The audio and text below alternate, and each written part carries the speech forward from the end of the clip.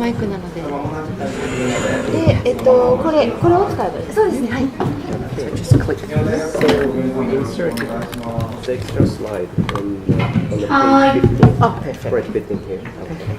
Yeah, and then we combine these slides.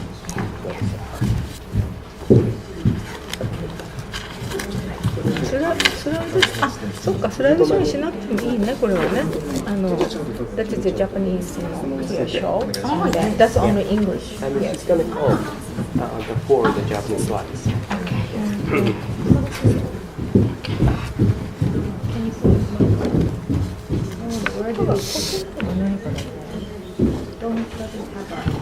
Oh, that's okay. Oh, sure.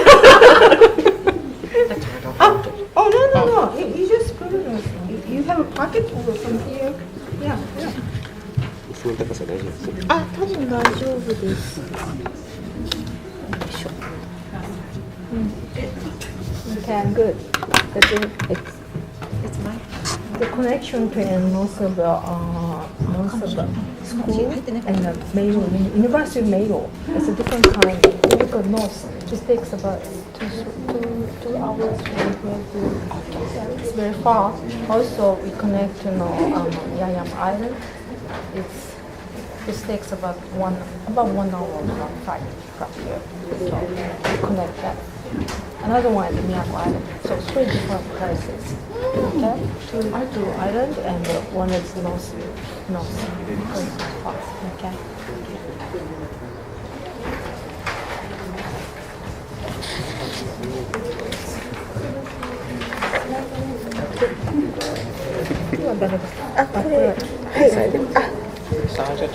Sweating. Yeah, it's 2 hours. You can sit down and relax. Okay. Here. And then あ、下に置いてもあるかな。Could I maybe put you? Oh, Yeah, should we get it? oh, I can just rest that on the keyboard, I think. Or maybe in the chair. Yeah, okay. あ、これ。あ、山口先生。あ、Keyboard. maybe we can use this chair. あ、これ。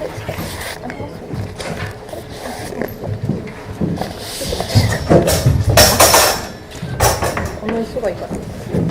He cannot be a good remote area nurse because he's practical. あ、大丈夫です。あ、はい、ありがとうございます。So everything's set. In the middle. This one you see, pointer like this. Middle is a pointer. And this, the right side one is a four. すみません、司会です。よろしくお願いします。あ、よろしくお願いします。ミスです。Middle is the big button is a pointer. And then this right side small, this is a four.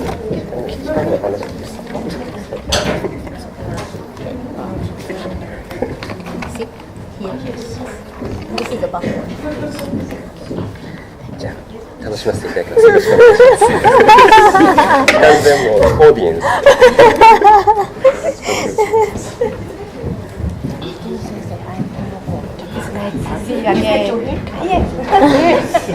Nice to see you.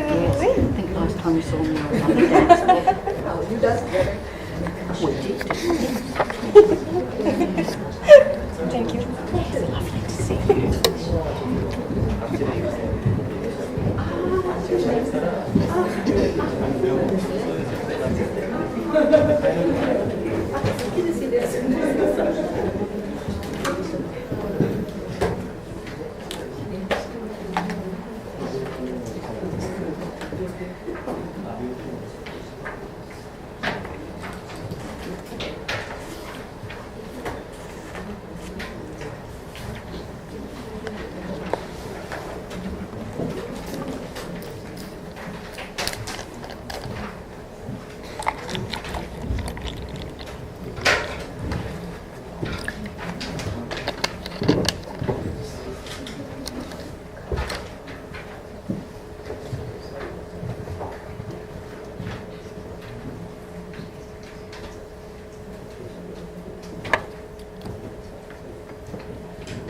皆さんこんにちは。本日はお集まりいただきましてありがとうございます。定刻になりましたので、開始したいと思います。今日はですね、オーストラリアの離島コミュニティにおけるナースプラクティショナーの役割と活動ということで、ナースプラクティショナーのヘプナー先生にいらしていただきました。これから講演を始めたいと思います。私は本日の司会を務めます宮田と申します。よろしくお願いいたします。今日はですね、テレビの画面に出ておりますけれども、名誉大学とそれから県立宮古病院とそれから県立八重山病院の音楽を結んで、講演会を行います。はい。でですね、講演会を開始するにあたりましてお願いがあります。携帯電話の方は電源を切って何かマナーモードにしてください。それからですね、あとはですね、記録のために写真を撮ることがあるかと思いますので、ご了承ください。では早速プログラムに従いまして始めたいと思います。まず主催者挨拶ということで、音楽の教授の上川ひとり先生、よろしくお願いいたします。皆さんお忙しい中お集まりいただきありがとうございました。今日の講演はオーストラリアからプライベートヘルスケアのナースプラクティショナーの方をお招きしています。日本ではあまりナース NP の活動というのはなかなか始まったばっかりで、どんな活動していいかというのがまだなんかブレードの状況なんですけれども、海外の活動状況を鑑みながら、また日本での活動も私たちも構築したり、参考になるのかなと思って、皆さんにお話しさせていただきました。ということで、短い本当に短い45分なんですけれども、2枚ちょっとPFの方が入るので、90分90分だけですけれども、最後はちょっと質問コーナーがありますので、ご協力いただきます。続きまして、紹介に入りたいと思います。皆さんの、この資料のところに書いてあるんですけれども、もう先生の講演の時間が短いので、ここに書いてある通りなんですけれども、現在はナースプラクティショナーとして活動をしています。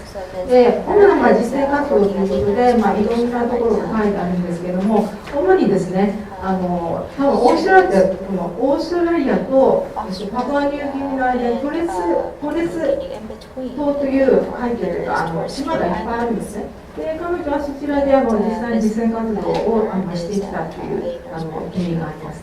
今はもうそうですね、私によく言うんですけど、もう55だから年だから実践はとはおっしゃってたんですけども、私も58だからもうそろそろやれたら、いや、私は70まで働きますと先ほどおっしゃっていただいて、かなり島の人たちのヘルスワーカーも含めてプライベー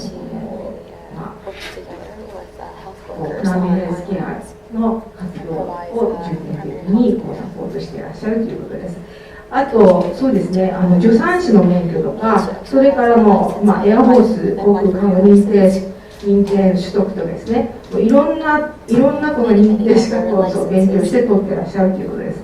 それから受賞もですね、ここに書いてあるように、実践活動が素晴らしいということで、いろんなルーラル看護、リモート看護の学会等から米国講習含め受賞してきている、素晴らしい先生でございます。はい、それではヘッナー先生、よろしくお願いします。ありがとう。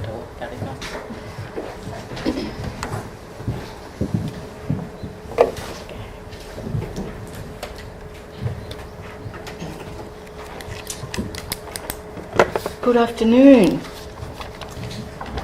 I just. Oh.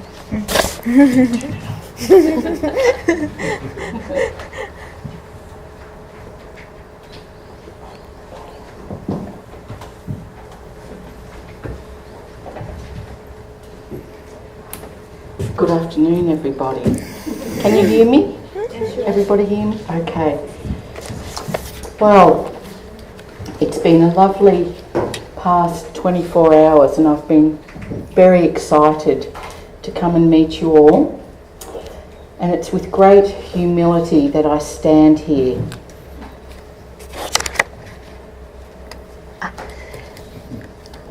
皆さんこんにちは。沖縄に来て24時間ほどになりますが、非常に素晴らしい時間となっております。皆さんにお会いできることを大変嬉しく思っております。I'm here at the invitation of Professor Midori Kamazoto. I would like to acknowledge all the elders past and present and the traditional custodians of the land on which we stand. I'm very honoured to share with you my presentation, my role as a nurse practitioner in remote island communities in Australia. 上里みどり先生にお招きいただきました。過去そして現在の高齢者の方々に感謝を申し上げるとともに、この土地の先住民に感謝申し上げます。本日講演をさせていただけることは大変光栄です。タイトルはオーストラリア当初におけるナースプラクティショナーとしての役割です。I'm going to talk briefly about the legislation, governance, professional support, and what it looks like being a nurse practitioner in a remote Australian setting. 講演の内容なんですけれども、まずはオーストラリアの看護に関する法律に関して、そして規制管理体制、そして雇用主からのサポート、オーストラリアの遠隔地でナースプラクティショナーとして働くということについてお話をしたいと思います。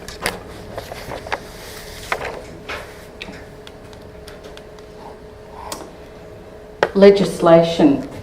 This is a little bit boring but necessary because without legislation we don't have the official governance to practice, and this was an amendment to the Nursing Act to allow nurse practitioners as a new practice to practice as a nurse practitioner. And in fact, in Australia the nurse practitioner title is protected, so it's against the law to pretend that you're a nurse practitioner if you're not.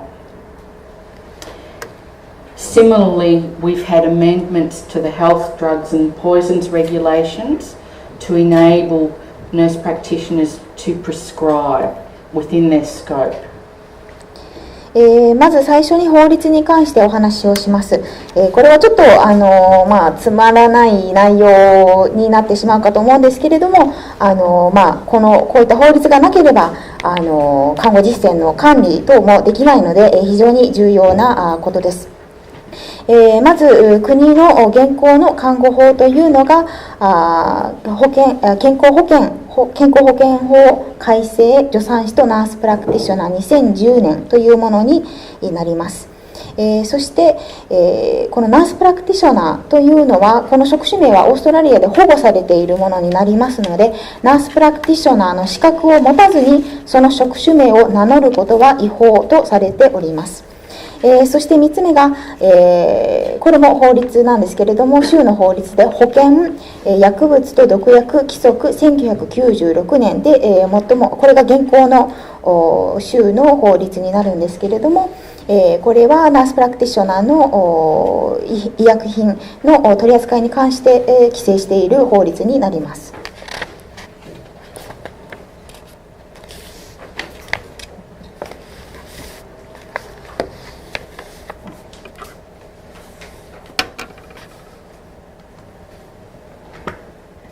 So for nurse practitioners, there are many sections of the health, drugs and poisons regulations that have been amended, and this is an example of one of those amendments, section 67, where this legally authorises me to give an oral or written instruction to another registered nurse, an Indigenous health worker, a paramedic or a dentist.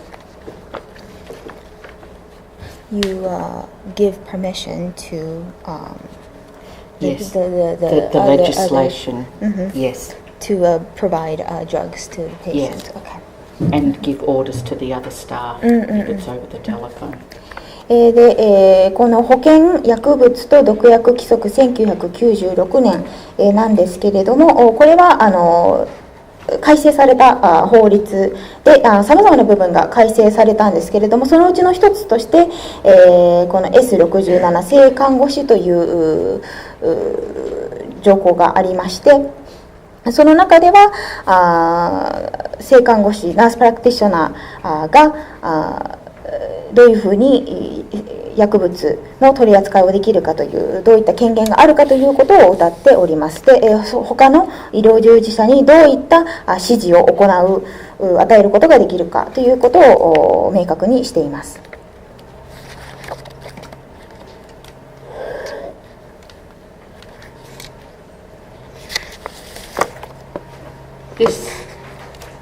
This is an example of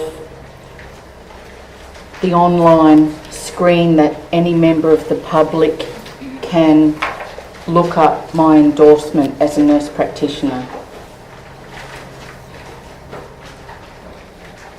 でこの今スライドにあるインターネットのページなんですけれども、これは誰でも見ることができます。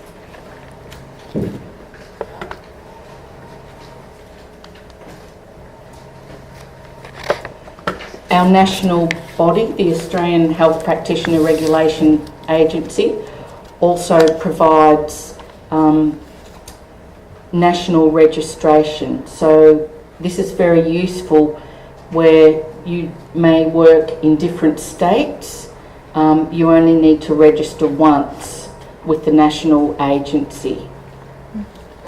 でこのページにあるのが、アプラといって、オーストラリア医療従事者規制局のページになるんですけれども、これに看護師としての登録をします。で、これは国の看護師の登録をすべて行っているところなので、別々のオーストラリアの別の州で働いたとしても、このページ一つで登録を行って、完了させることができます。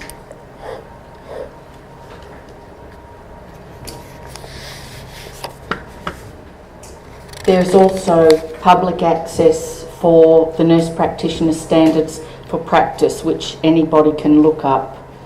Very useful when you're a student doing your assignments, so you can reference the standards against your clinical work. またナースプラクティショナーの実践基準というのもオンラインで閲覧することができますので、学生の方だったりとかにとってはとても利用しやすい、すぐにナースプラクティショナーの基準がオンラインで見れるというとても便利なものになっております。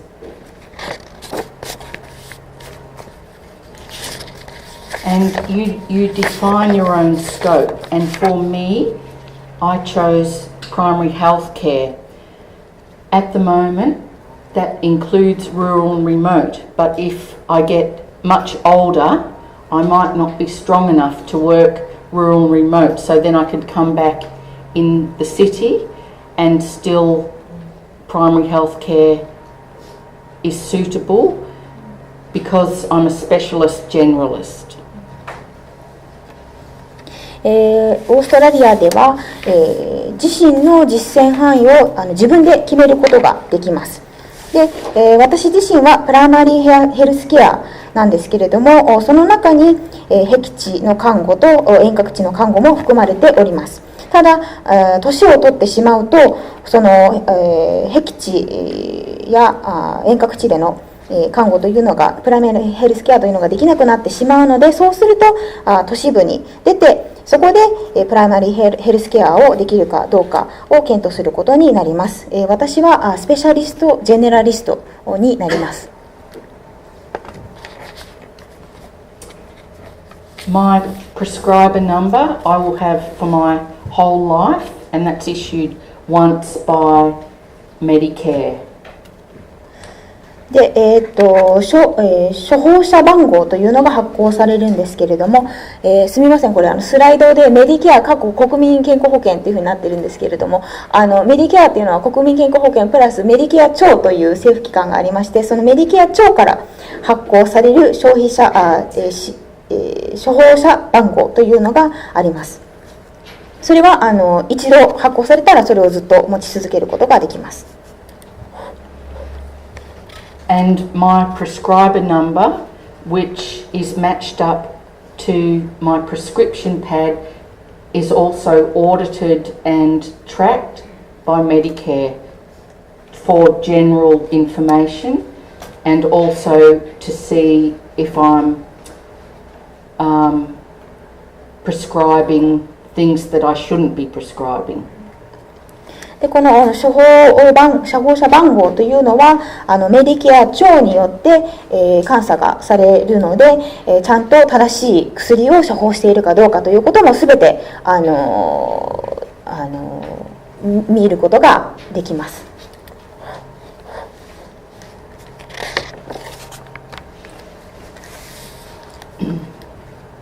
It is a choice of each nurse practitioner whether they choose to prescribe or not prescribe. You don't have to prescribe to be a nurse practitioner. However, in a remote context, you wouldn't get a job if you didn't prescribe because it's necessary for your job to be a prescriber. 処方をしたいかどうかというのはナースプラクティショナー一人一人の決断の判断によるんですけれども、ただ僻地で働こう、ナースプラクティショナーとして働こうと思ったら処方できないと雇ってもらうことができません。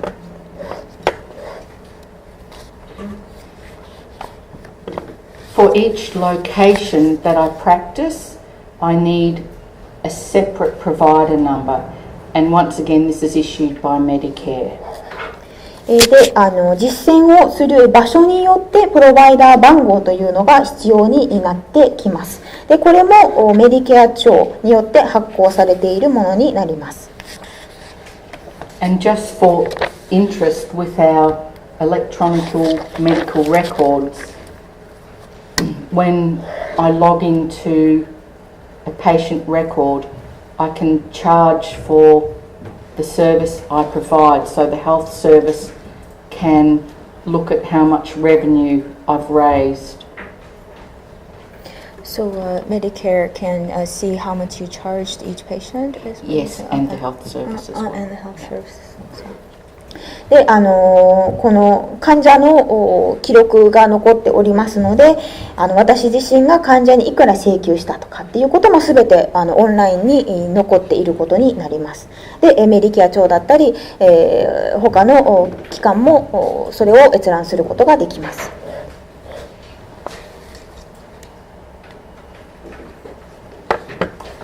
Another fantastic online reference is our pharmaceutical benefits scheme, the PBS, and because I'm very mobile, I can't remember all of the drugs and all of the limitations and specifications, so I use the PBS to refresh my memory if I haven't prescribed something for a while, and this will I'll just. You can use it. There's a little NP for nurse practitioner, so that if someone says, if one of the doctors says, "Doon, you can't prescribe that," I say, "Yes, I can. It's in the pharmaceutical benefits scheme," because we're teaching our doctor colleagues as well. This is a new role for us. So some of the old-fashioned ones, we've still got a little bit of a battle.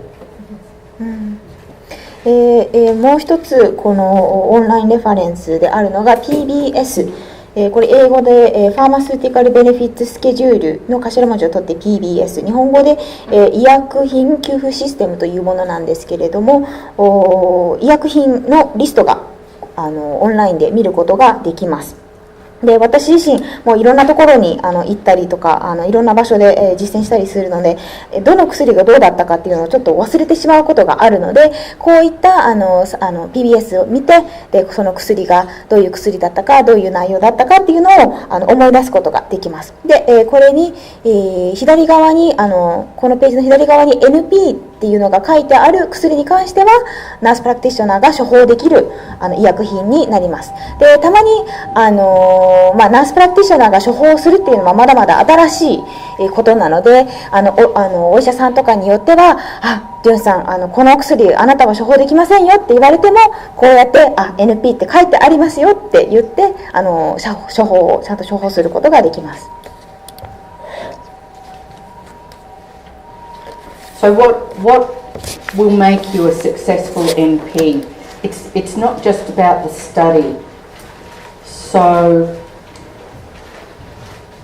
you need to be confident because you're personally and professionally isolated, and often you might be working on your own. You need to be flexible.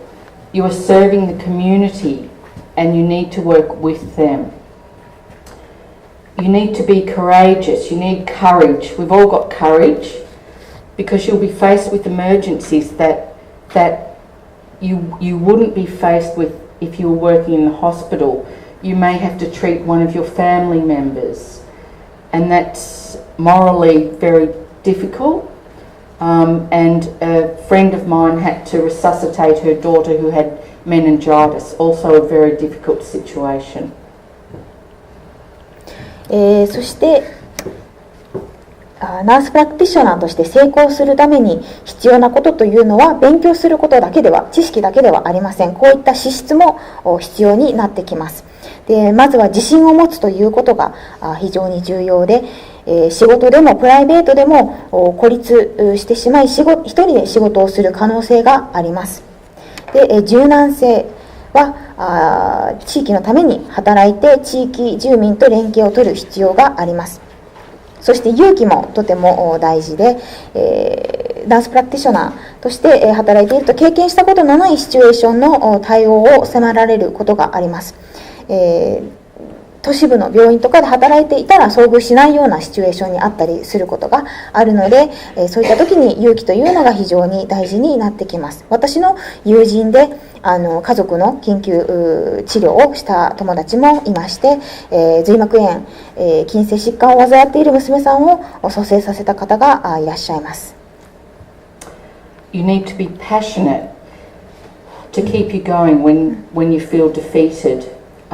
A strong sense of social justice, because we're working with communities that are marginalised geographically and socially, and of course support from your family and friends. You'll need it. 情熱というのは挫折感を味わった時に前進する力となります。そして強い正義感、私たちは地理的に終焉化された地域に奉仕しています。そして最後に家族、友人からのサポートというのは必ず必要になってきます。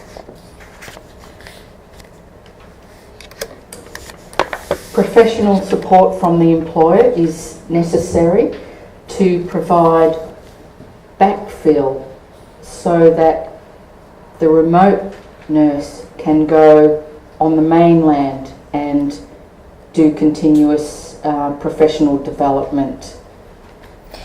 雇用主からのサポートというのも非常に重要で、雇用主が看護師が別の大きな島に行って、継続教育を行っていけるように雇用主がサポートをするということが必要になってきます。その看護師がいなくなったその時のその穴埋めをするのが雇用主のサポートということになります。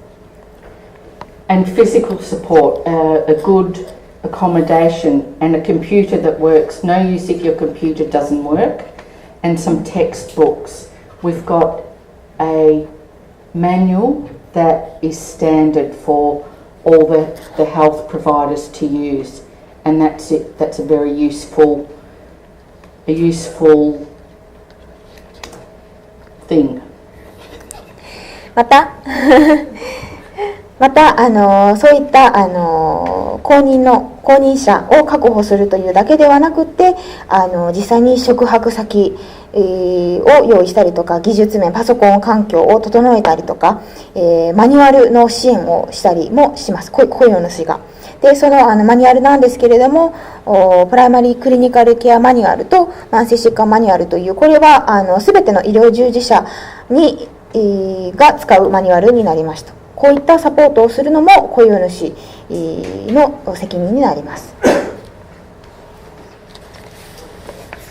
The role of the island NP includes direct clinical care of patients, consultations by telephone and video to other islands to provide clinical advice to nurses and Indigenous health workers, comprehensive patient care planning, family meetings and community meetings, mentoring, facilitating and teaching.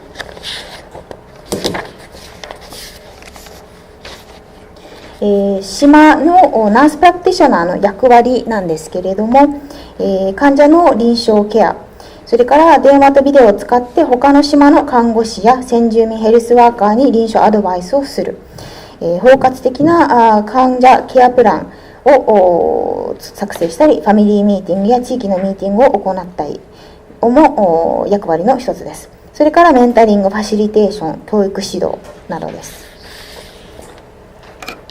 And for medication, orders, verbal and written orders for Schedule 2, 3, 4 and Schedule 8 drugs, starting them, stopping them, titrating,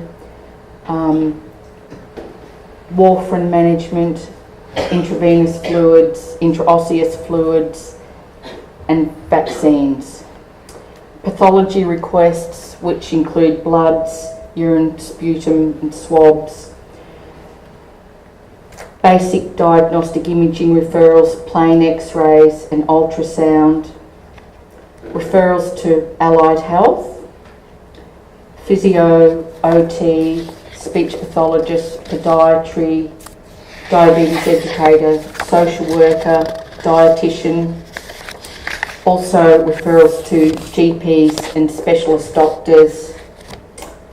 And we're supposed to do research, but it's impossible without backfill. そして、お薬に関しては、投薬治療に関してはオーダー、それからワルファリン点滴ワクチンを含む医薬品の導入、タイトレーション、そして停止、病理診断フォーム、血液、尿、唾液拭い液など、診断画像の紹介、超音波、単純、X線、そして、紹介、アライドヘルス専門医に紹介することができます。このアライドヘルスというのは医師、歯科医、看護師を除く専門医のことで、理学療法士、作業療法士、医療、言語、聴覚士、測病医、糖尿病、療養指導士、社会福祉士、栄養士、聴覚訓練士、その他にも紹介先として一般開業医、専門医などがあります。そして私たちは研究もしなければならないのですが、公認の方がいないと研究をするのは難しいです。So where are we? Our health service is on the northern peninsula of Australia and the Torres Strait, which consists of 15 inhabited outer island communities reaching from the northernmost point of Australia to the border of Papua New Guinea. 私たちがいるところですが、トレス海峡というのは15の有人島からなり、オーストラリアの最北端からパプアニューギニアの国境までの間の海峡です。それぞれの地域では多様な言語と方言が使われています。The land masses used to be joined a long time ago. このオーストラリアの最北端とパプアニューギニアというのは昔は陸地でつながっていました。This photo of myself with two Indigenous health workers, and this is the A team because Hilda has now become a nurse and Tommy is the male health worker and he looks after men's business. 右下の写真にあるのが、私がいる A チームなんですけれども、ヒルダーさんが看護師で、トミーさんが男性の方で、2人が先住民ヘルスワーカーになります。Just some pictures of different communities. いろんな地域の写真になります。Some days it's about where you are from. Our nursing lives are woven into our personal lives and all of your life experience counts.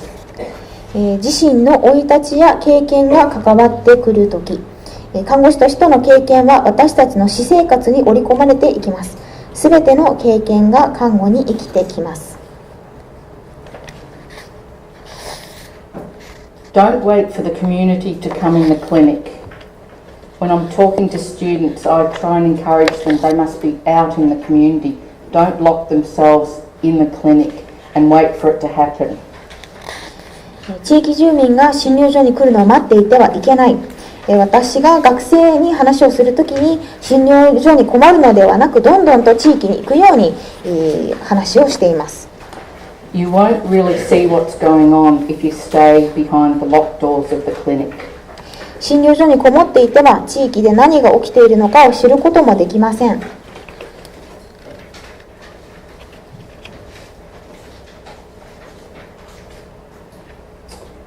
So this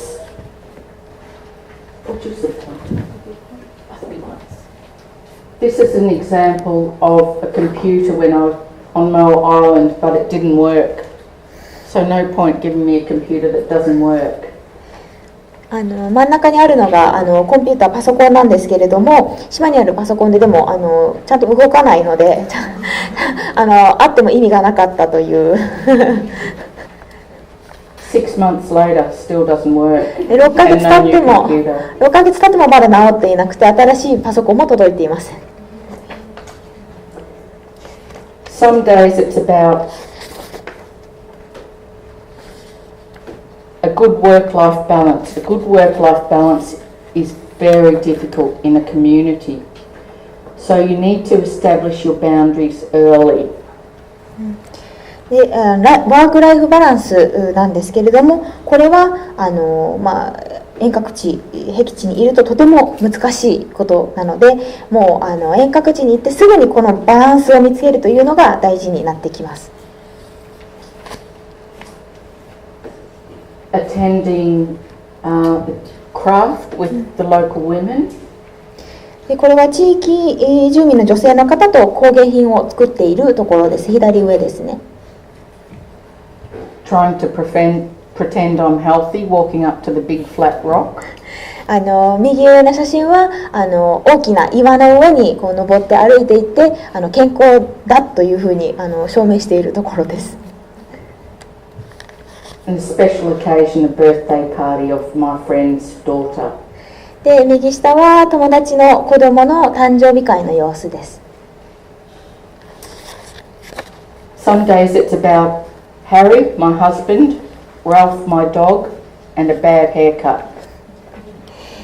ハリー、主人のハリーと飼い犬のラルフと変な髪型でそういう日もあります。This is my husband who's Samoan. で、左上にあるのが私と主人の写真で、彼はサモア人です。This is my husband's haircut of me. でこれは主人がカットしてくれた髪型です。No hairdressers on the island. 島には美容師さんがいません。And my dog when I first got him. で私の犬なんですけれども、最初に見つけた時はこういった状況でした。And his resuscitation was with porridge and miso soup. で、このライフが元気になったのはおかゆとお味噌汁で元気になりました。Some days it's about fishing, hunting, crabbing and swimming. 釣り、狩り、カニ釣り、海で泳ぐ。Cutting up turtle, which is a traditional food. これは亀をなんていうの飼って中を取っているところなんですけれども、昔から亀は食べられています。Catching a shark for bait. で、サメを取っているところですね。The best day of my husband's life, catching a Spanish mackerel. で、右側がこの大きなサワラを釣った時なんですけれども、これが主人の、最も素晴らしい一日となったということです。人生で最も素晴らしい一日がこのサワラを釣った時だそうです。And this is my twin sister and my niece visiting. で、これは私の双子の妹と姪っ子ですね。遊びに来てくれた時の写真です。The most delicious crab. カニはいつ食べても美味しいです。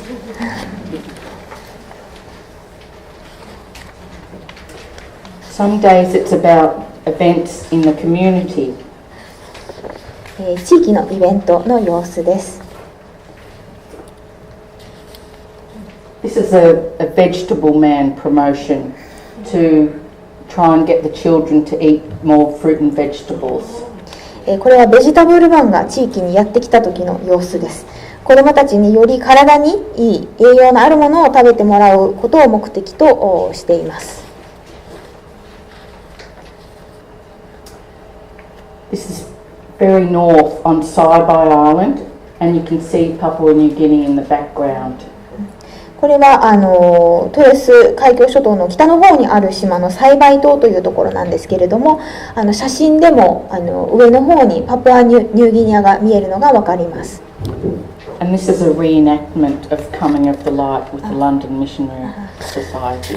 これは、ロンドン伝道協会がこのトレス海峡諸島に初めてキリスト教をもたらした時の様子を再現しているイベントです。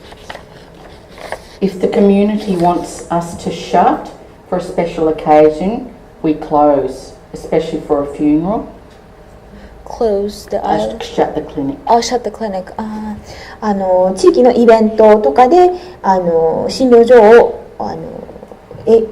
閉めなきゃいけないときには、そういった要請が地元の住民からあったときには診療所を閉めることもあります。Some more pictures during the community events. これもコミュニティの地域のイベントの写真になります。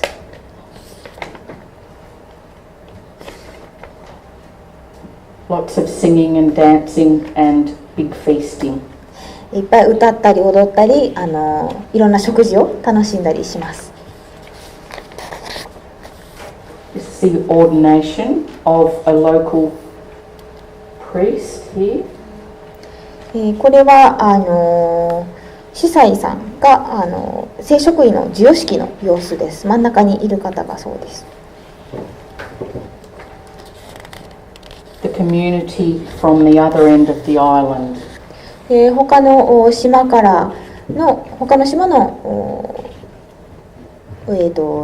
地域のイベントの様子ですね。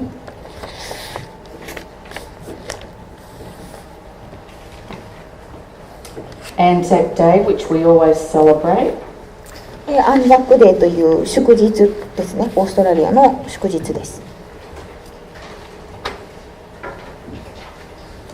Some days it's about women, and the community and the teaching activities, the health activities are separated between men's business and women's business.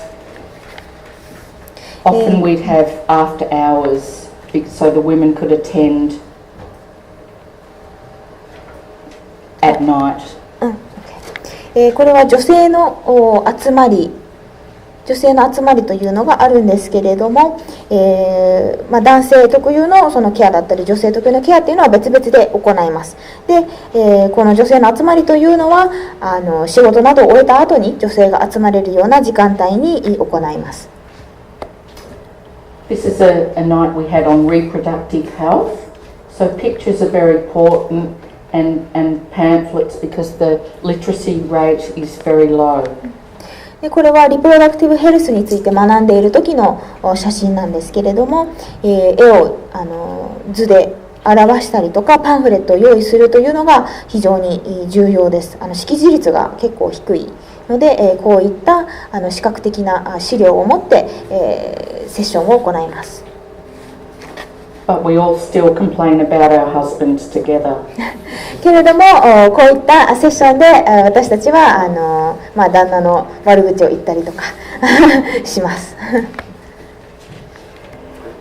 In the community, it's about capacity building and community development as well. So initiatives like markets and beading, where women can get cash to supplement their pension, is important. これは地域で一緒に地域支援を行っていくというのが大事なんですけれども、これはマーケットとかを開いたりとか工芸品を作ったものを売ったりとかして、その年金を受給している人たちの副収入に充てられるようにしています。Much more important to be in the community supporting the women than waiting for them to come to the clinic. 診療所にこもってずっと患者さんを待っているよりも、こうして地域に出ていってイベントに参加してどんどん地域に入っていくというのが非常に重要です。And you must develop a relationship with the community so that they can trust you, because you'll be the most trusted source of advice for them. こうして地域住民と関わることによって信頼を得るというのがとても大事です。The most delicious cassava cake. 上にあるのがキャッサバケーキですね。This lady here, Auntie Dallas, she asked me, because she can't read or write, so she would weave the baskets and pick the mangoes, and we decided that $5 with the basket full of mangoes, because otherwise she would give them for free, because she says, I don't pay for the palm fronds and I don't pay for the mangoes. But we decided $5 for her, and she was very happy with that. この、左上の写真にいる女性なんですけれども、彼女は読み書きをすることができなくて、彼女はこのバスケットを作ったんですね。で、私はそのバスケットにマンゴーを入れて、バスケットとマンゴーセットで$5で売ることにしました。彼女はもともとお金はいらないと言っていたんですけれども、そうやって売ることにして利益を得たということに関して彼女はとても嬉しく思っていたようです。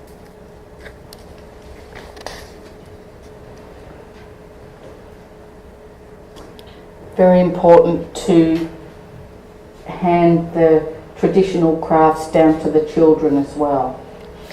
こういった伝統的な工芸品のスキルを子どもたちに継承していくということは非常に重要です。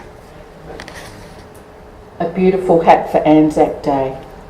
これはアンザックデーのために編んだ帽子になります。Some days it's about children. 地域の子どもたち。Very important for children to learn the traditional dances and maintain their cultural vitality. 子どもたちが伝統的な踊りとか舞踊を受け継ぐことというのは非常に重要です。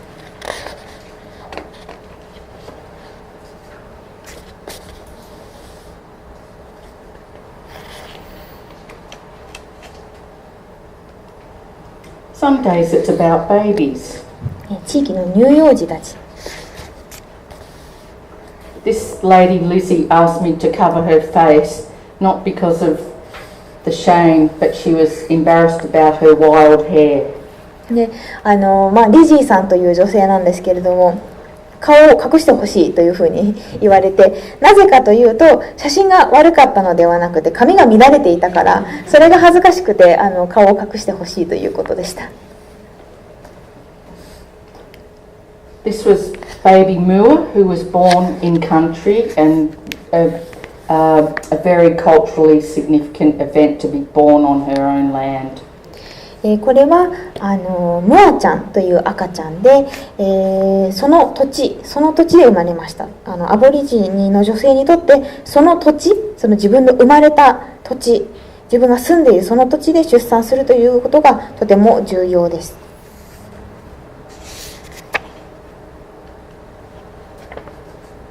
Baby Mua.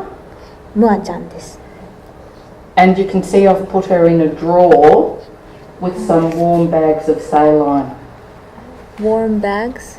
Warm bags of saline. Saline? Saline, of salty water. Oh, salty water? Yeah. It's keep warm, right? Yes. Oh, to keep warm. Oh. Yeah, because no humidity.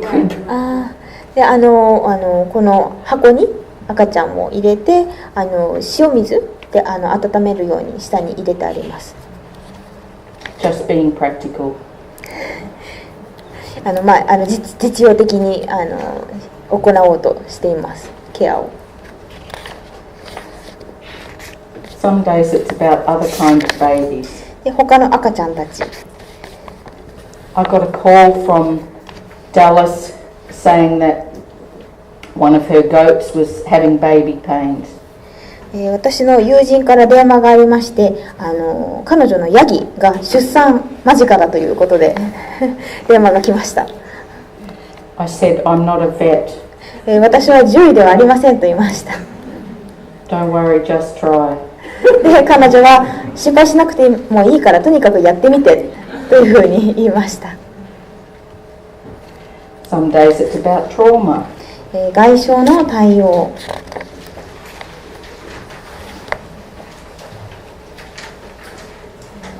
This man here had lots of machete wounds. この男性はマチェテというこのナイフのようなものが農業とかに使うナイフがあるんですけれども、マチェテによる傷がたくさんありました。Still alive, but doesn't look like. まだ彼は生きています。そのように見えませんが、この写真の中でも彼は生きていました。Too much alcohol and big fight. 右下はもうアルコールも飲みすぎて喧嘩になった結果です。右下。And this man presented very late with chest pain. He presented very late. Late presentation. Late presentation. With chest pain. With chest pain. Pain in his chest. He had a pain in his chest. Yes. Yeah. Some heart pain. Yeah, some pain in his heart. Yeah. この患者さんは心臓になんか痛みがあったそうです。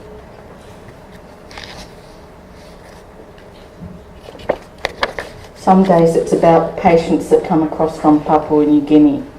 時には国境を越えた患者のケアも行います。This is just showing you where we are.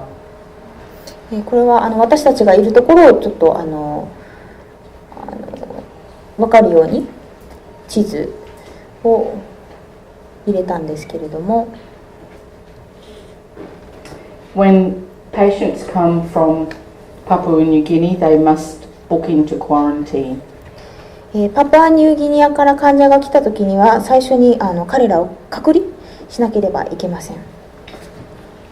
It's only 4.2 kilometers. パプアニューギニアは 4.2 キロ先にあります。それほど近い距離にあります。And people don't have passports or identity papers. パプアニューギニアの方々はパスポートや身分証明書を持っていません。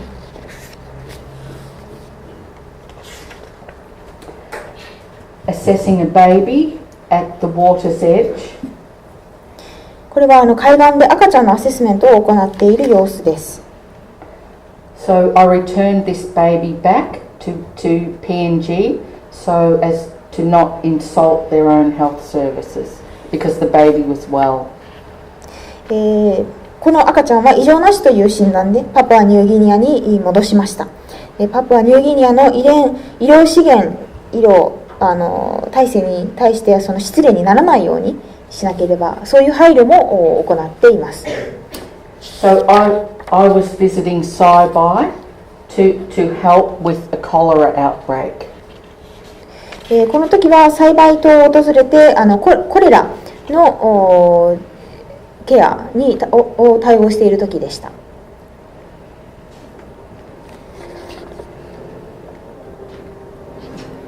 This man's not drunk, although he looks drunk, doesn't he? この男性は酔っているわけではありません。酔っているように見えるかもしれませんが、彼は酔っていません。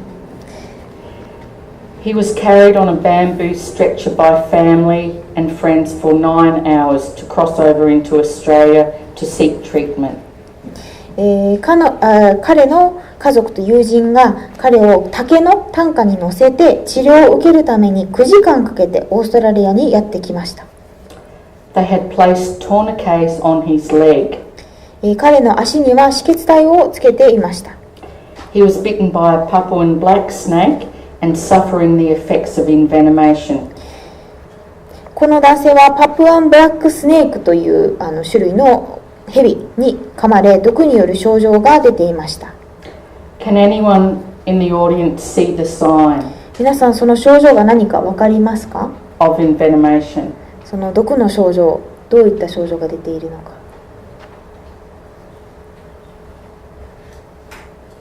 Don't be shy. 恥ずかしがらずに勇気が必要です。Don't be shy.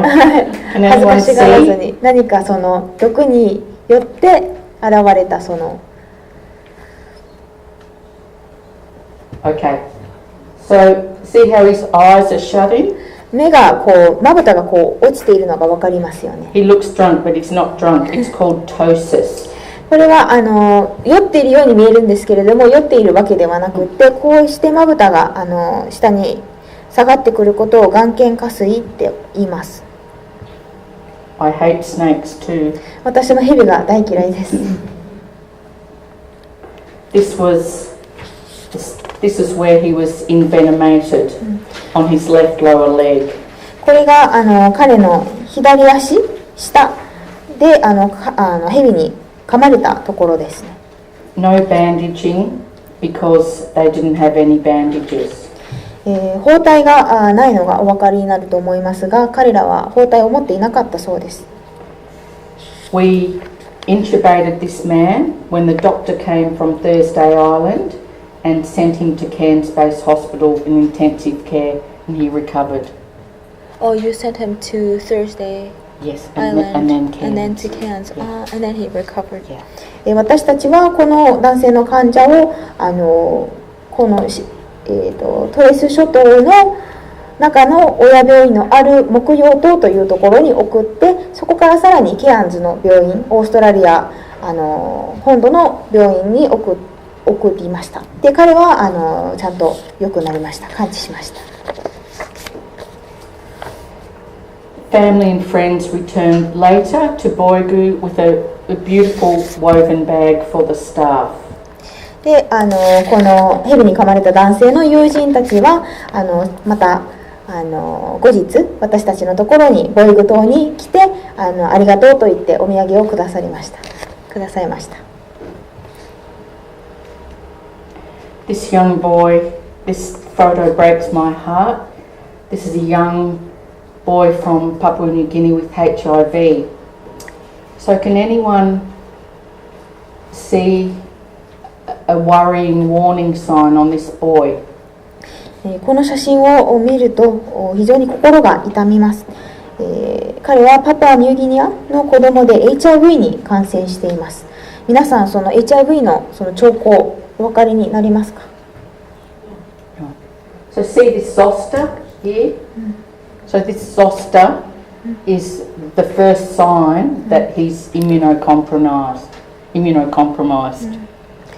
で帯状疱疹がお腹の上のところにあるのが分かると思いますが、それが HIV に感染した時の最初の、サインということになります。And even sadder, no treatment for him. He gets sent home. でもう治療の方法がないと言われて、彼は家に帰されました。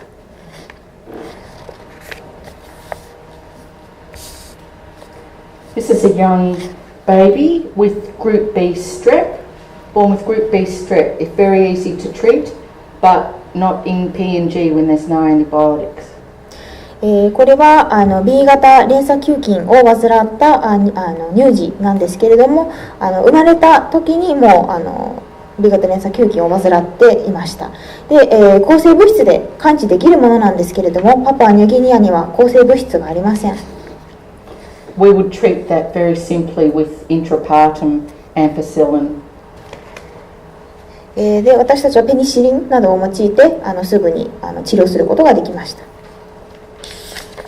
Some days it's about mentoring and teaching. メンタリングや教育指導。Some lovely students that came over to from Chicago to spend a couple of weeks with me. これはアメリカのシカゴから来た学生の方たちで、数週間私と一緒に過ごしました。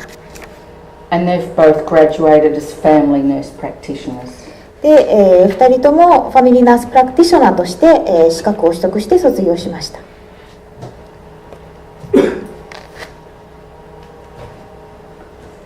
Also more mentoring of an undergrad nursing student, but I don't do that anymore.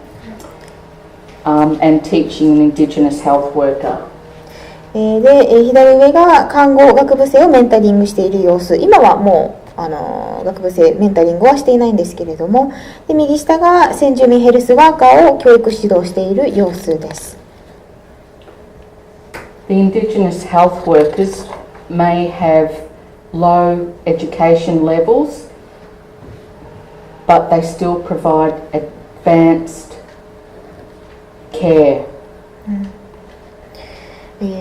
先住民のヘルスワーカーというのは、学歴はそれほど高くはないかもしれませんが、高度なケアを提供することができます。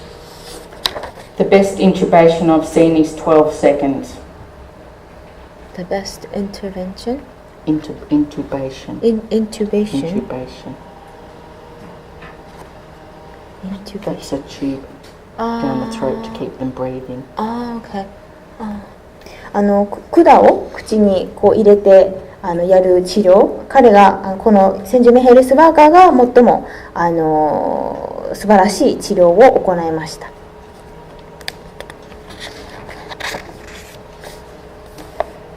This is how we get around for clinics, either by helicopter or fixed wing, to do outreach clinics. 他の島の診療所に行くにはこうしたヘリコプターなどを使って移動します。Scary in bad weather. 天候が悪い時にはとても怖いです。Some days it's about continuous professional development. 専門職継続教育。The easiest thing is to all come together on the big island for education. 専門職継続教育 CPD というのは Continuing Professional Development なんですけれども、これはいろいろ島がたくさんあるので、一番大きな島、木曜島に皆が集まって一緒に、このトレーニングを受けるのが一番効率のいいやり方になります。Some days it's about me. 自分のための時間も必要です。On the beach, which I love so much. 私の好きなビーチです。Walking up in the hills. 丘の上を歩いたり。Some days it's about me and my husband. 夫婦で過ごす時間も大事です。I took a picture of this on Father's Day. これは父の日に撮った写真です。Because usually when I cook a nice dinner, I get called out. Usually when I cook a nice dinner, then I get called away. 私が頑張って晩ご飯を作った時に限って必ず電話がかかってきたりとかして仕事に行かなければいけなかったりするので。So he started his Father's Day dinner without me. なので彼は父の日の夕食というのを私抜きで始めてしまいました。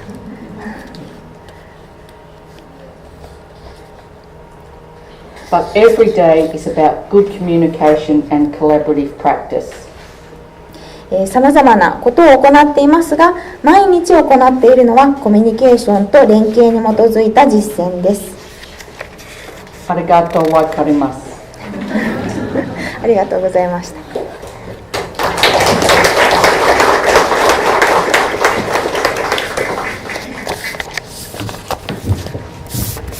先生ありがとうございました。はい、ではここから質疑応答ということで、自由にディスカッション等をして進めていきたいと思います。どなたかご質問などがありましたらお願いいたします。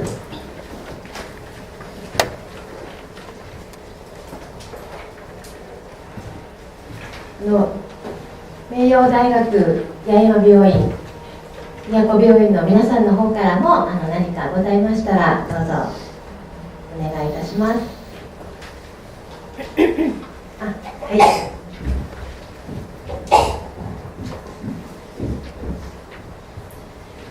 皆さんどうもありがとうございました。非常に面白いプレゼンテーションでした。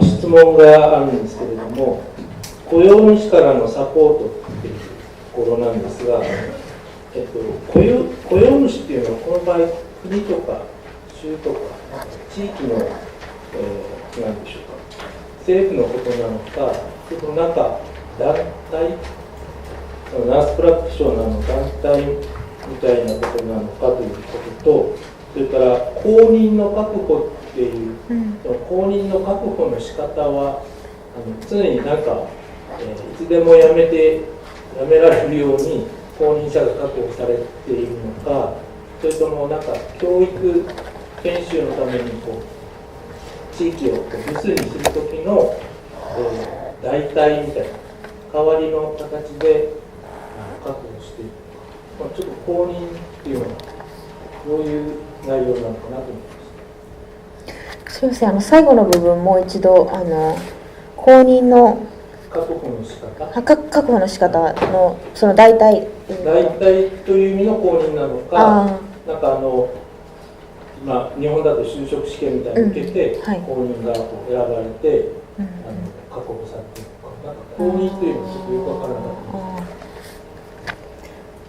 た。So thank you so much for the interesting, very great presentation. And he has two questions. One is about the support from employer. So who is this employer specifically? Is that the country, Australia itself, or is there like a nurse practitioner association that's the employer, or it's the state health service? And then and then the second question is about the employer providing backfill for employees. And how do they do that? What's the process? Like, do they have to? Does that mean an employer, a nurse, can quit anytime, and employer always finds their replacement, or how does that process work? The finding backfill. So that's the second question. Okay. Yes. Thank you. Great questions. So So the first question is about who's the employer? Oh yes, the employer is the health service that you're employed by. So it can be a state, usually a state health service. Like Queensland? Yeah, Queensland Health. 最初のご質問に対しては雇用主というのはヘルスサービスになります。で大体それは州になります。で、私の場合はクイーンズランド州にいるので、クイーンズランドのヘルスサービスが雇用主になります。And it's in the employer's best interest to provide backfill so that they can have high quality nurses, because we must have 30 hours of CPD a year, 20 for primary health and 10 for prescribing.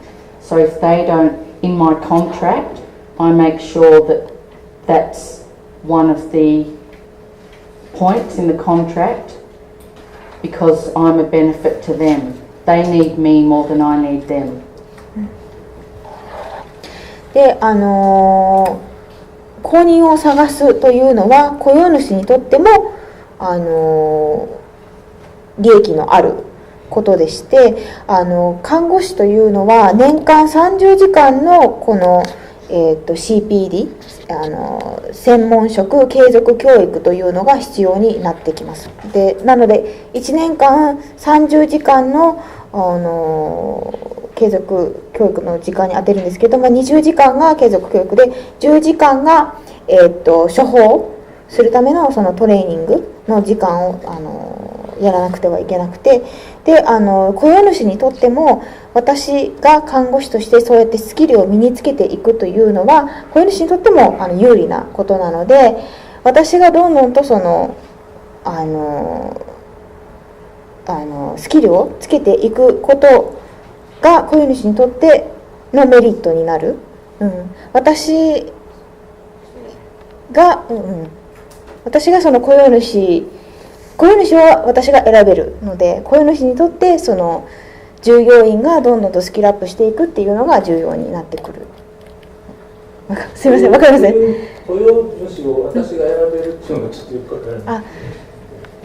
So do you choose your employer, right? Like you choose who you work yes. for? Yeah. And if the public system won't look after us, we go private.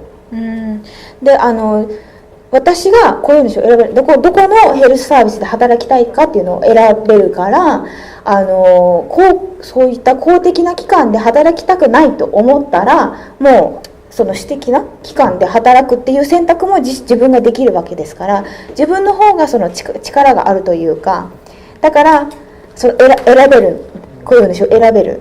なので雇用主もなるべくスキルのある人にいてほしいから、どんどんとそうやってサポートしていくという状況があります。Thank you very much. We've got a very strong nurses union.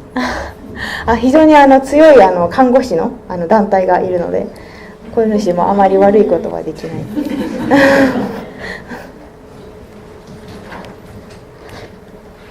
はい、ありがとうございました。他にはいかがでしょうか。ご質問などありましたらお願いいたします。いかがですか。多分高齢者が出てこないのは非常にこの短いですね。多分50歳ぐらいじゃないですかね。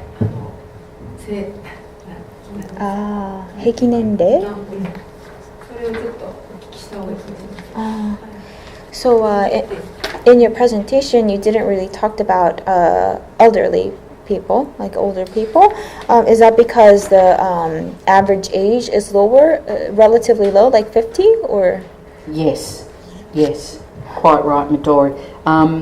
The Indigenous lifespan is very low because of the chronic diseases, hypertension, diabetes, obesity. Yes, it's unfortunately, if you get to 50, you're an elder.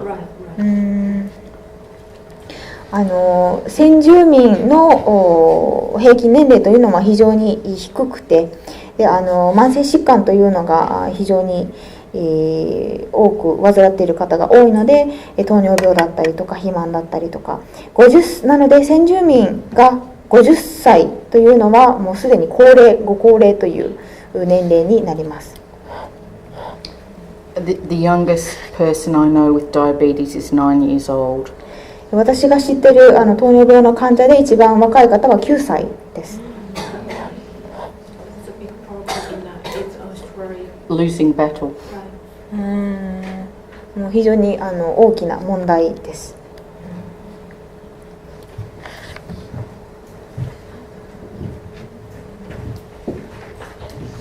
はい、他にはいかがでしょうか。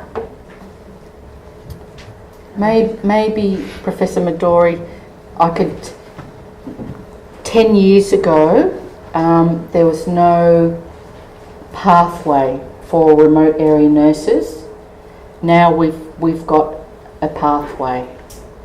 What do you mean by pathway? Like if you want to be a remote area nurse, you graduate and then you can take courses to make you a remote area nurse. Oh, but before in the past there was no set pathway? No, if you were brave enough, you did it.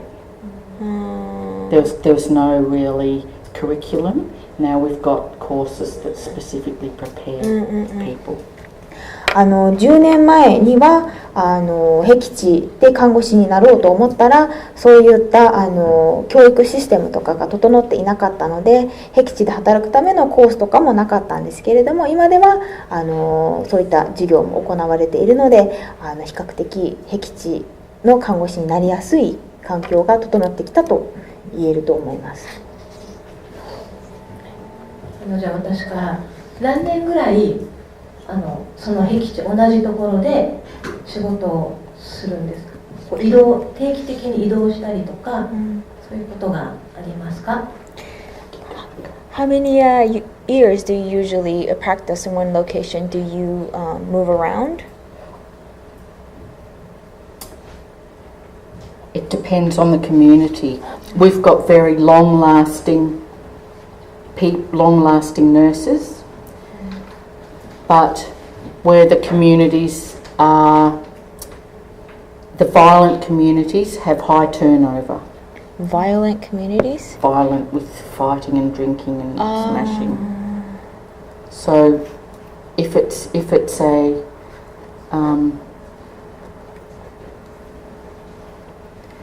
it depends on the communities, but there's often a high turnover rate because of the stress.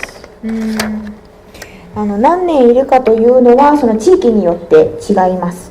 で地域によっては、喧嘩とかが多い地域もあったりするので暴力事件とかそういった地域に所属する看護師というのはあまり長くはいないですことが多いです。Or if you work in an alcohol-free community, it's often better, less trauma. で中には飲酒のできない地域というのもあるので、そういったところでは外傷の率とかもケースも少ないので、そういったところで働く看護師さんは長くいる方が多いです。ありがとうございます。他にいかがでしょうか。八重山病院、すいません。はい、どうぞ。貴重なご講演ありがとうございました。ハートライフ病院の初期だと言います。処方以外にナース NP ができる医療行為っていうのは何になるんでしょうか。例えば先ほど外傷の方をナートしたりだとか、そういった医療行為ができるかどうか教えていただけますか。Thank you so much. Other than prescribing, what other things can nurse practitioners do?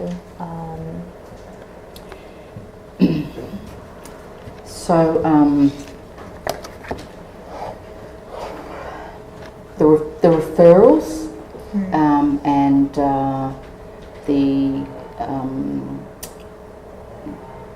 the diagnostics for the X-ray and ultrasound, nerve blocks,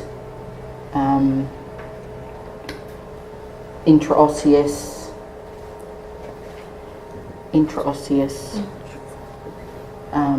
advanced suturing, and I do small excisions of lumps and bumps. 処方以外だと他の医療従事者の方に紹介をしたりとか、画像診断の紹介だったりとか、あとはこう縫ったりとかちょっとした腫瘍とかだったら取り除いたりとか、そういうこともします。Does that answer her question? 質質問にお答えできましたか？大丈夫です。ありがとうございます。 Thank you. And also it depends on your specialty. So for me, I'm very general, but if your specialty was cardiothoracics, then you would have specialist practice. でそのナースプラクティショナーの実践の内容というのもできることというのもその専門分野が何かということにもよります。で私の場合はもうジェネラリスト、もう全ての分野をやっているのでやるんですけれども、そのもっと専門的な分野のナースプラクティショナーだったらその専門分野のことでやってる具体的な何か実践範囲があったりします。We have nurse practitioners, endoscopists. Endoscopy. E-N-D-O-S-C-O-P. Yeah. That's another specialty. Doing gastroscopy and colonoscopy.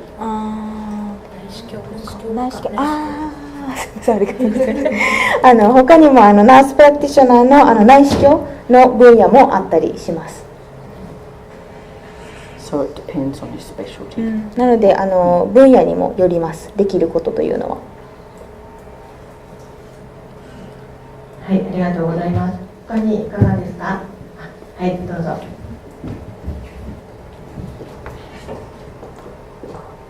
ありがとうございます。沖縄県立看護大学の比嘉と申します。先ほど赤ちゃんの取り上げてるのケアのシーンとかもあったんですけど、軍さんは助産師の資格も持ってるってことだったんですけど、この NP の皆さんはお産も取り上げるんですか？このたまたま軍さんが助産師の資格を持ってるから、お産のケアまでしてるのかっていうことも気になったので教えていただきます。So her name is Higa, and there was a picture of you caring for a baby earlier in the presentation. And is that because you have a license as a midwife? Like you had your certificate as Yes. Is that because of that, or does midwifery is midwifery included in nurse practitioner? No, separate. Separate. And if you work remote, you may have to deliver a baby and not be a midwife. It's just a bonus if you're a midwife. So you don't have to be a midwife, Right. but it's separate too. You can be a midwife nurse practitioner as well, but that's separate. So even if a nurse practitioner doesn't have a midwifery license, he or she can still deliver a baby? they might have to. They might have Anyone working remotely, because someone just comes in. And if you're a midwife, good. If you're not, to. Right. Okay. fingers crossed, Okay. legs crossed. ナースプラクティショナーは助産師の仕事をできるというわけではないんですけれども、遠隔地、僻地にいるとそういった助産師の仕事もしなければいけないというシチュエーションになってしまう場合が多くあります。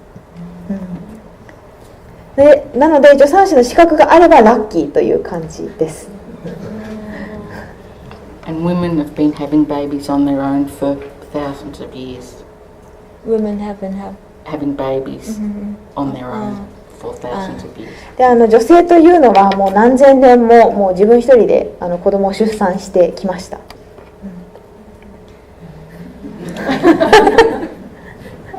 りがとうございます。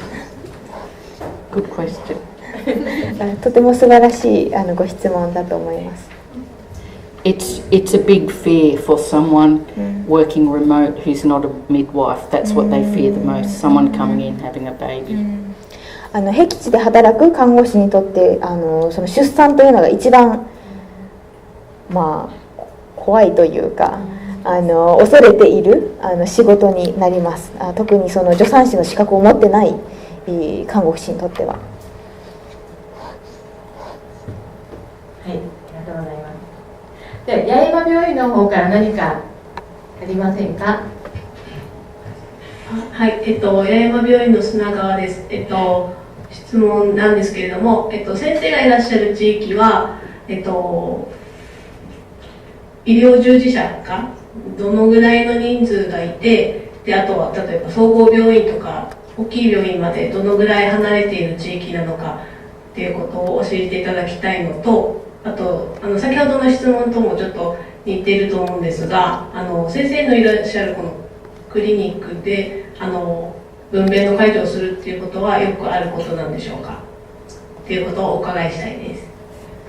分娩の介助、分娩、お産の、So she's from Yayama Hospital, another island, and she has 3 questions. And how many providers are there on where you work? The number of providers where you work, and also how far is it to the closest bigger hospital? How far away is it? And is delivering babies, is that a pretty common thing? So the number of providers depends on the community. There are communities where there are no nurses, only Indigenous health workers.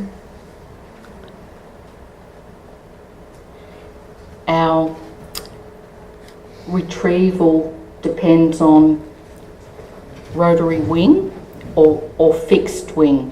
So it can either be by helicopter or airplane.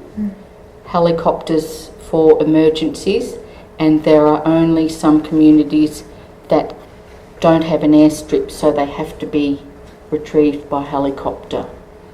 Oh, some communities don't have airplanes, Correct. so they have to use Yes. helicopter. They're too small. Okay. So I suppose the answer that can be from 1 to 4. 1 to 4 per community. But you may be the only nurse. The other workers may just be Indigenous health workers. And then delivering babies, is that a pretty common thing? Yes, from PNG, people come over. That's very common. Probably a couple of months, but often high-risk deliveries.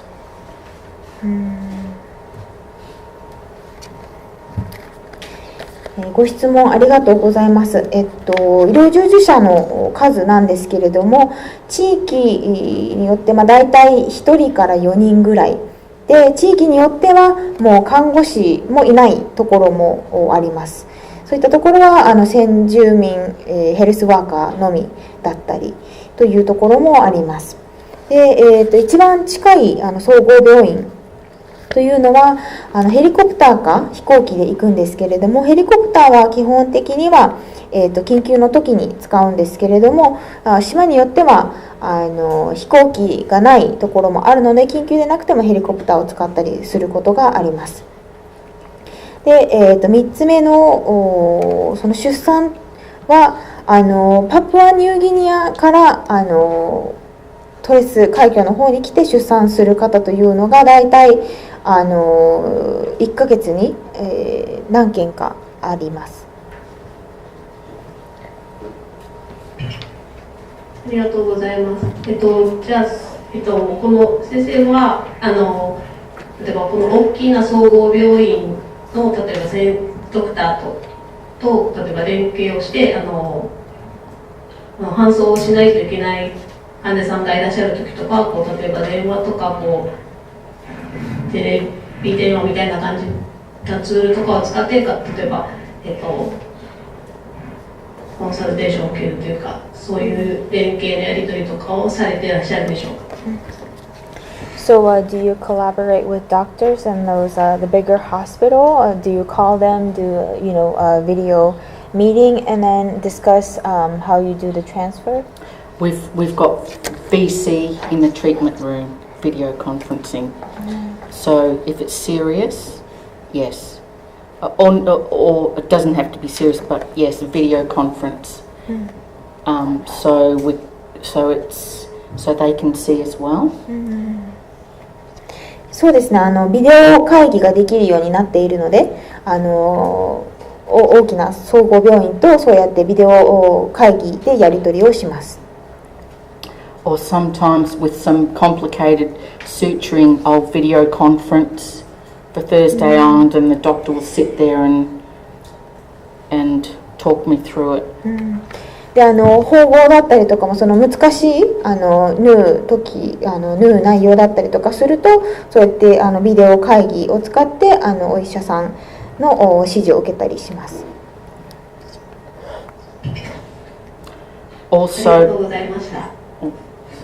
Also, that courage is being able to say, sorry, I can't do this. This is too difficult for me, or too big for me, or not safe.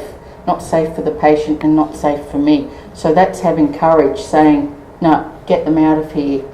I can't do this. This is above my skill level. でプレゼンテーションの中でも勇気が必要というふうに言ったんですけれども、例えばもうこの治療は私にはできません。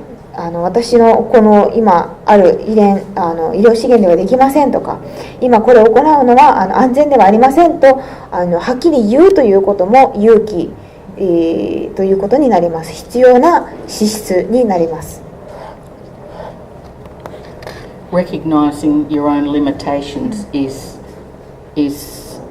keeps everybody safe. で自分の限界というのをしっかり自分で自覚して人にもちゃんと言うということが安全につながります。はい、ありがとうございました。宮古病院森さんですかね、いかがでしょうか。宮古病院の森です。貴重なご講演を聞かせていただきましてありがとうございました。私の方からはですね、1点目が何かさっきのビデオ会議とかにもつながってくるかとは思うんですけれども、ご自身が困った時の相談先っていうのは何かこの雇用主から確保されている場所があるのかという点と、あとはお薬を処方できるっていう権限があるんですけれども、その、診療所とかに置いてあるお薬がどのような種類のものがあるのかというのと、その管理はどなたがされているのかっていうことをお伺いしたいです。So she's from Miyako Hospital, another island, and she has two questions. One is maybe the first one is probably related to video conference too. But so whenever you face challenges, you want to seek for advice. Who do you talk to? Do you talk to your employer? And the second question is about prescribing at your clinic. What kind of drugs do you carry, and how is the management of the drugs done? So, thank you for your question. If I need any advice about a patient, first of all, I'll speak to the doctor on call for the day, and if he's busy or in theatre, I go straight to the medical superintendent that can provide me with support 24 hours a day, and that's usually by telephone.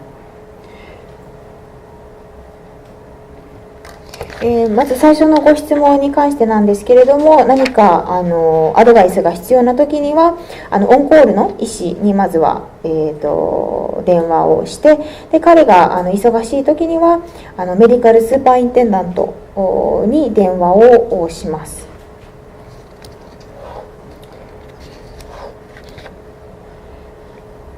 And the prescribing, we have a fabulous impress, and it's stocked with a vast range of medications, creams, lotions, antibiotics, intravenous fluids, vaccines, venom detection kits. Yes, so depending on the size of the clinic, we've standardised our impressed but the scale would be bigger in a bigger population. So we've got it's vast. There's everything you'd need. Common sorry.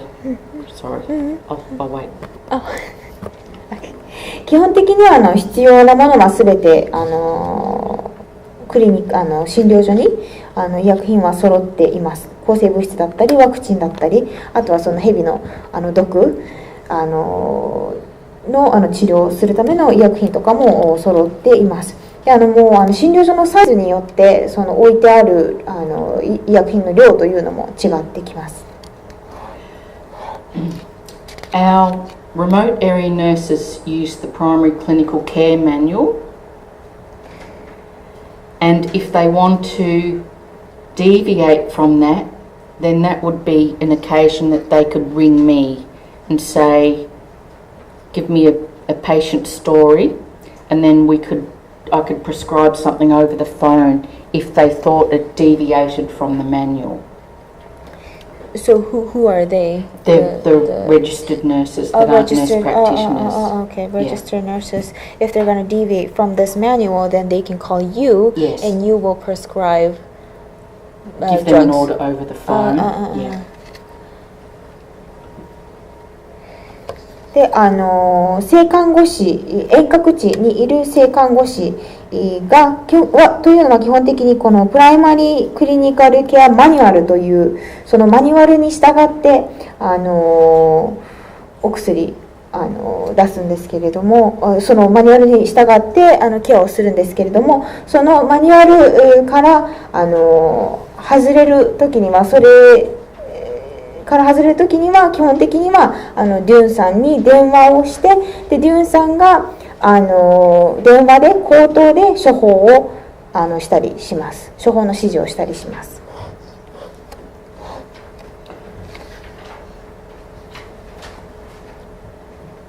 森さん、よろしいでしょうか。はい、ありがとうございました。ありがとう。So who manages the drugs? Like who? The registered nurses do an order once a fortnight, and they come from the big hospital out. Once a fortnight. Once every 2 weeks. Once every 2 weeks. Once every 2 weeks. Yeah. で薬の管理というのが、基本的には性看護師さんがやるんですけれども、そのお薬のオーダーをしたりして、それは2週間に1回行われます。And that comes by plane or barge or ship or barge. Barge? Barge, a big supply boat. Boat? Or ship. でそのお薬というのは飛行機とか船とかで運ばれてきます。And the patients don't pay for the medication; it's all free. で患者さんというのはお薬のお金を払うことはなくお薬を得ることができます。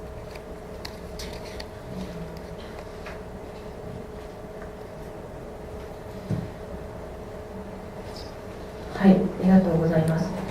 デューンさんは薬の数をどれぐらい残っているかっていうのを数えたりとかチェックはしない。ナースプラクティショナーの仕事ではない。Do you do inventory of the drugs at the clinic at all? Like, is that a part of nurse Not practitioners? Me. No, the auxiliary nurse, the registered nurses. Yes.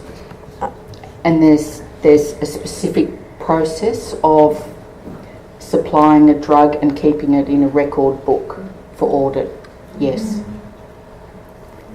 基本的にはその在庫の管理というのはナースプラクティショナーではなく、性看護師の役割になります。でどういったサプライでどういうふうにあるインベントリー記録をしたりとか、そういうことも全部性看護師が行います。はい、ありがとうございました。はい、いかがでしょうか。雇用主からのサポートのところはありますか。どうぞどうぞ。県立看護大の川崎と申します。貴重な講義どうもありがとうございます。ちょっと教えていただきたいんですが、島ナースのやっぱ最後の方にですね、研究と書かれてございましたけれども、その中で講義で見つからなければ不可能と書かれていらっしゃる方ですが、どういうことかなということとですね、もう一点は、例えばどのような具体的な課題があってですね、研究がどのような研究がされているか2点もですね、教えていただきたいんですが、よろしくお願いいたします。Her name is Ms. Kawasaki, and she has two questions. One is about what you had at the very bottom of the role of island NPs, and at the bottom you said research and impossible without backfill. She wanted to know a little more about that, what that meant, what that means, and also her second question is what kind of research do you do? We're supposed to have 0.2 of our week in research, but that doesn't happen in remote, only in the cities where they're well supported, because I'm too busy. It's not a really good excuse, but there's too much to do. So there's more research done in accident and emergency, or in the centres that are well supported, where they can go offline and spend some time away from their job. 0.2 hours, you said? How many hours a week? It's supposed to be 0.2 of the 0.1, so it's supposed to be 0.2 hours? Maybe 2 hours. Yeah. 2 hours. 2 hours a week yeah. of research. But I've done nothing. I'm a very bad NP. で最初のご質問なんですけれども、ナースプラクティショナーというのは1週間に2時間研究に時間を当てなければいけないんですけれども、僻地で勤務しているとなかなかその2時間研究に割り当てるというのが難しいです。都市部のナースプラクティショナーとかだとその2時間できる方もいるようなんですけれども。We don't do that very well. We don't generally. Nurse practitioners in general? Well, they're not supported enough. Yeah. なかなかその研究をできるナースプラクティショナーというのが少ないのが現状です。What did you mean by impossible without backfill is, I think, one of your questions. Oh yes, so impossible unless if they sent someone to do my job while I was doing the research, I could do that, but not while I'm trying to do both. Yeah. その研究で公認が見つからなければ不可能ということなんですけれども、その日々の仕事から別にその研究の時間に割り当てるために雇用主がちゃんとその日々の現場の仕事をできる人を探してくれないとなかなか研究が進まないという意味ですね。And I could choose anything related to primary health care for research. で研究内容に関してはプライマリーヘルスケアに関していることであれば何でも研究できます。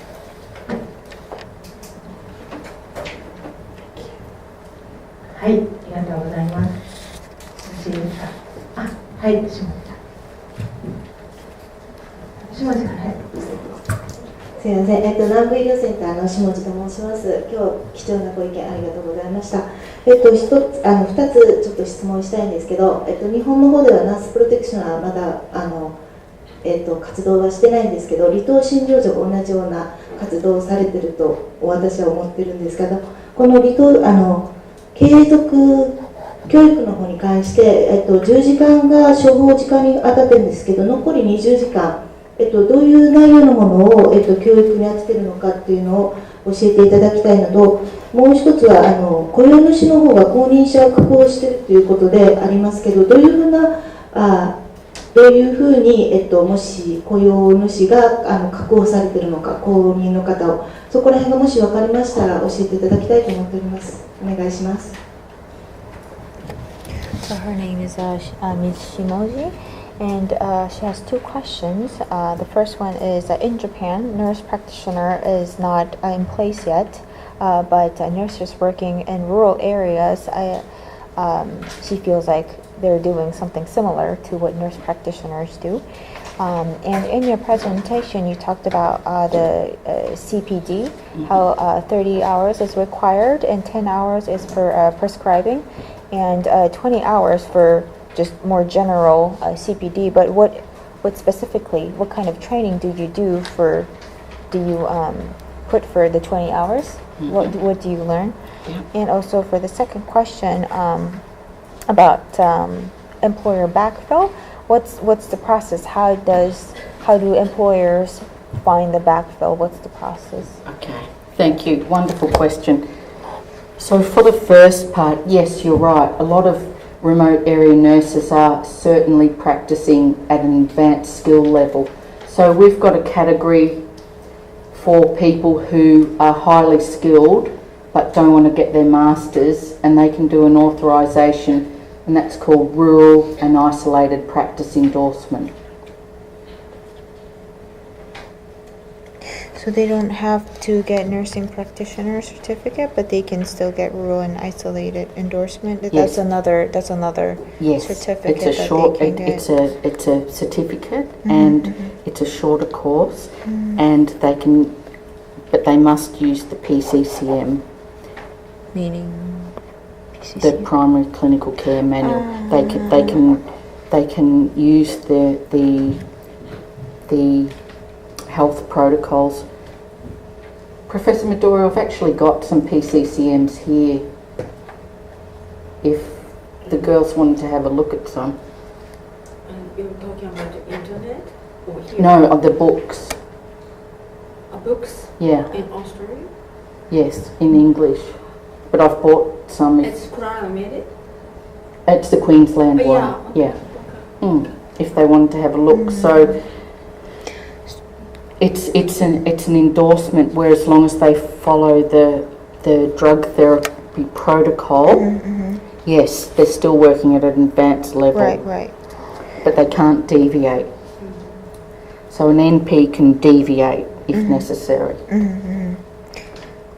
And then 20 hours? 20 hours can be anything. Usually it's conferences and face-to-face meetings with other NPs and through our association.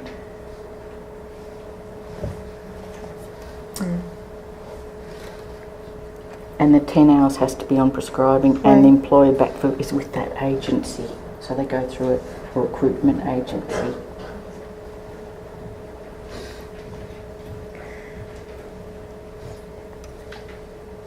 The agency is by the state? It can be national. Doesn't matter. They have about 5 agencies that they use regularly. State agencies and employers work together to find backfill. ご質問ありがとうございます。そうですね、遠隔地の看護師というのはナースプラクティショナーでなくても非常に高度な実践、スキルというのが求められていると思います。で、そういった人たちが別にナースプラクティショナーにならなくてもいいと言っているけれども、すでにもう高度なスキルを持っている場合にはオーストラリアではルーラル&アイソレイテッドエンドースメントというそういったまた別の資格があって、ナースプラクティショナーになるにはその長い、コースクラスをたくさん取ってその資格を取得するんですけれども、それよりも短い単位少ない単位で取得できる、また別の資格というのがあります。で30時間、継続教育の時間に毎年当てるんですけれども、そのうちの10時間が、処方のためのトレーニングですね。で20時間はもう本当に何でもいいそうです。何でもいい継続教育と言えるものであれば内容は何でもよくって会議だったりとかビデオ会議をしたり、他のナースプラクティショナーと、ミーティングを行ったりとかそういうことも全て継続教育になります。で、最後のご質問の雇用主がどういうふうに後任の方とかその看護師が2、3週間とかいなくなった時にどうやってその穴を埋めるのかっていうことに関してなんですけれども、これは雇用主と別にエージェンシーっていうのがあって、その基本的には、ドゥンさんはクイーンズランド州にいるので、クイーンズランド州のエージェンシーっていうのがあって5つくらいあるんですけれども、その雇用主とエージェンシーが一緒に連携をとって人を見つけるそうです。その看護師が継続教育をするときに何週間か抜けたりとかする場合があるときにその人材を確保するためにそういったエージェンシーがあるそうです。でそのエージェンシーと雇用主が連携をとって2、3週間看護師がいなくなった時の穴埋めをするそうです。はい、ありがとうございます。はい。ですか。はい。ありがとうございました。3点ほどちょっと質問させていただきたいんですけども、My name is Masaki Shinjo. Who do you work in your departure in your field, and who work in your field? そう私が聞きたいのは、ちょっと日本語で言いましょうね、通じないみたいですから、ドクターがこう地域よりこう離れて日本に来てますよね。You stay in Japan. So, who work in your field? Oh, while I'm here. Nobody. Oh. Yes, quite right. It doesn't always work. Yes, nobody's doing my job while I'm away. Yeah. それからもう一つは、その許可はそのドクターが離れるときには許可しやすいですから、どういう形で許可するのか、許可をどのような形で取るのかということと、それから、今回も来られているわけなんだけども、年間何回ぐらい、離れることがあるのか、この3点をちょっと聞きたい。I think I know what he's saying. Yes. すみません、その2つ目のご質問の許可というのは多分このフィールドから離れるときには誰かに代わって誰かに代わって、ドクターがこちらに来ているのかなと私は思ったんだけど、誰もいないということだったので、そうするとこのなんていうか雇用主に対して今回日本にこんなリクエストがあるから日本に行きますということで許可を取っていると思うんですよね。だから手続きの問題だと思うんだけども、個人ではできないと思うんですよね。要するに何らかの許可が得ないとね、離れるわけだからね。だからそれが何日間とかね、制限があるのかどうかとかね、それからそういうこの機会、年間にどれぐらいのチャンスというかね、あるのかというその3点をちょっとまとめて話していただければありがたいなと思います。So, while you're in abroad, like in Japan right now, so to come to places like Japan outside of where you practice, do you have to get approval from your employer? Do you ask for permission? Yes. Employer? Yeah. Your employer. And then how many times do you travel in a year? Like how many times like this? Like this time? This is the first time. Ever?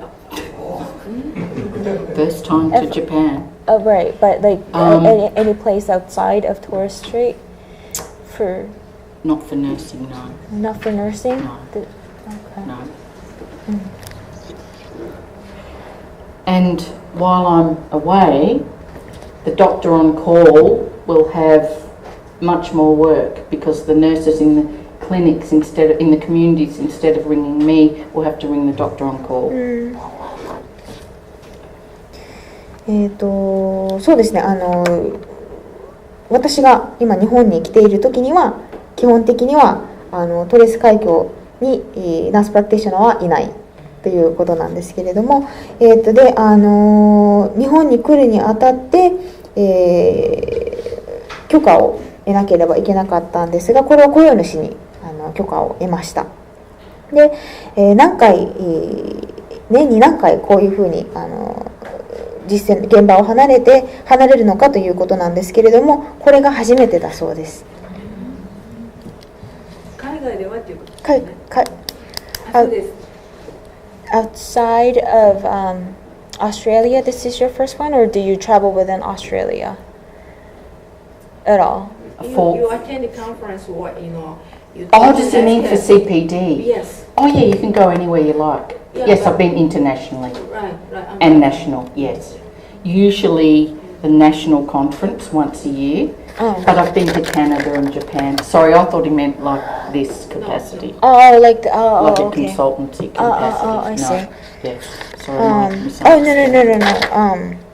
So for national conference, you travel anywhere Australia or even overseas sometimes. Yeah. Overseas sometimes. To the ICN conferences. I see. Yeah. How many times a year? Depends how hard I work. At least once a year. At least once a year. But we also give our remote nurses a financial bonus to try and keep them.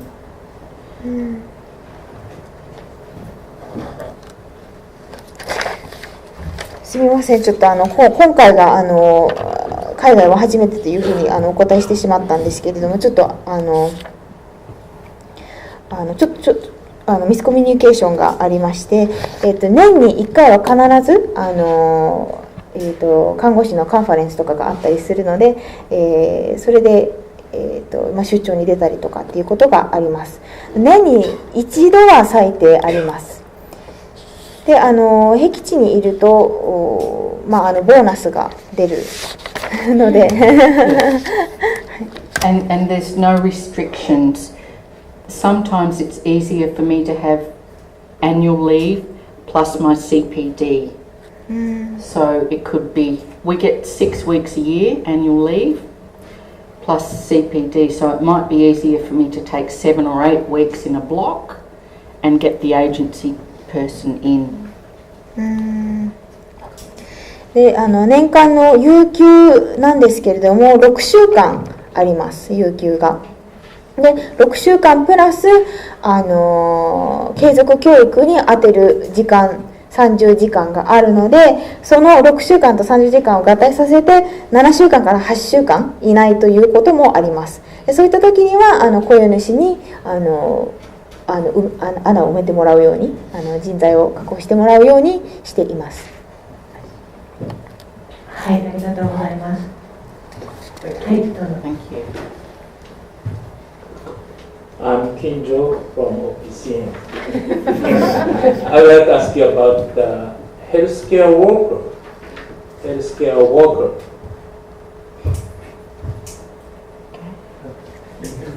Oh, sorry, thank you. Indigenous healthcare worker. How to promote the healthcare worker Yes. for the native people, Yes. people. So Yes. do you have some program to develop that kind of human power? Yes, we do. We do. Then you involved in that kind of education as nurse practitioner, your role. No, I'm involved, yes, when I'm in location, but separately I volunteer to teach them with an organisation called Krana Plus. It's very difficult for a lot of Indigenous health workers to attain education when their literacy levels are very low. So a lot of our courses are very practical, and skill stations. Skill stations and a workbook. But if they can do that with supervision and facilitating, usually it's short courses, 3 days, 4 days, and they can work up and just keep getting more and more certificates. And we recognise that because they're the traditional owners of the land and we're really the outsiders. So it's not up to us to impose our standards on the local people, but we recognise that because they are working independently and they've got cultural and kinship obligations in their community as well. We've found that they're very great. They're great on procedures. They may not be able to explain it in physiologically, but they can do it. Show them do it, and they're very good. I'm not trying to sound belittling, but yeah, I've seen one of the healthcare workers intubate in 12 seconds, much better than me. So yes, the answer is yes, we can't get enough of them because it's very stressful being part of the family and working in the community, because they get, we call it humbugged. They get stress all the time from their family and to fix everything, and they can't. So you can't get enough of them.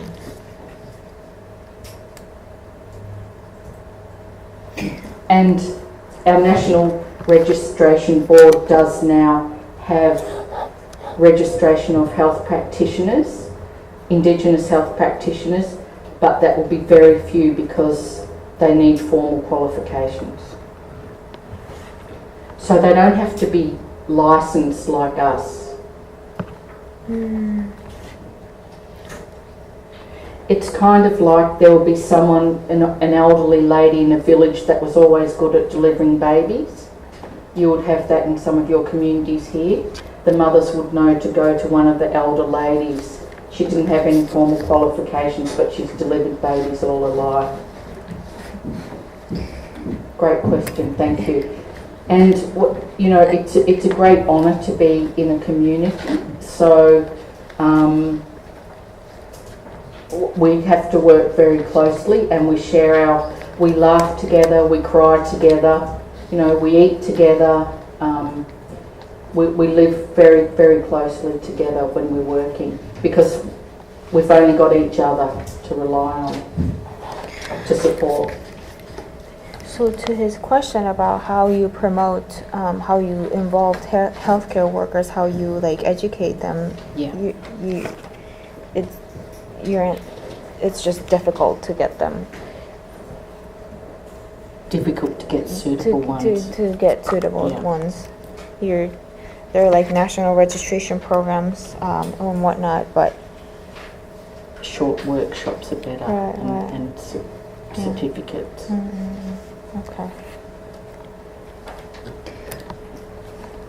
どうやって先住民のヘルスケアワーカーを教育したりとかっていうご質問でしたよね。で、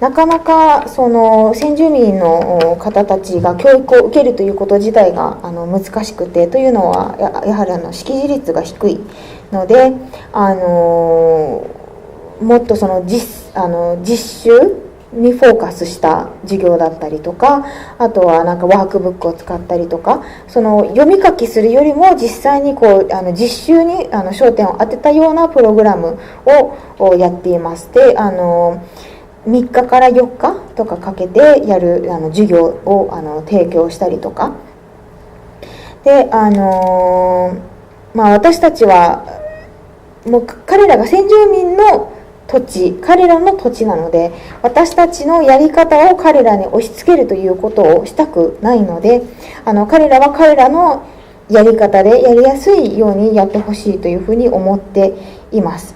で、先住民の方たちはその難しいその知識とかはないかもしれないんですけれども、ただやはりスキルはとても素晴らしいものを持っている方が非常に多いです。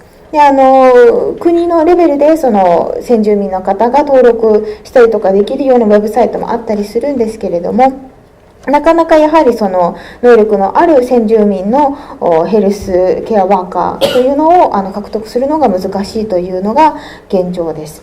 で、先住民の方たちというのは私たちのようにその資格とかを持っていなくてもそういうふうに医療に携わるということができます。